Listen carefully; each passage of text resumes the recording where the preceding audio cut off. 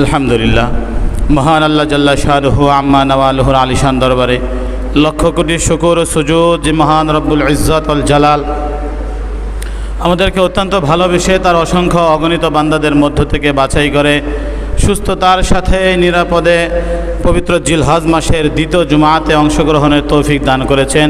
সে মহান রব্বুল আলামিনের দরবারে অন্তরের সবটুকুন ভালোবাসাকে উজাড় করে দিয়ে ইমানের আওয়াজকে উঁচু করে সকলেই সমস্বরে একযোগে কালেমাতুশ শুকর আদায় করে বলে আলহামদুলিল্লাহ।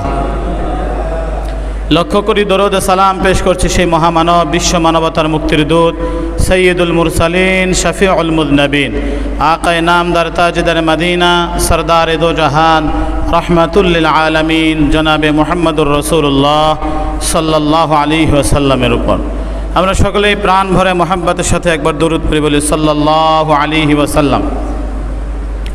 অসংখ্য অগণিত দয়া মাগফিরাত করছি সেই সকল মহা মুর্শিদের জন্য যাদের অক্লান্ত পরিশ্রম দাওয়াত ও ত্যাগের বিনিময়ে আল্লাহ তাআলার মনোনীত দিন ইসলাম আমরা পেয়েছি।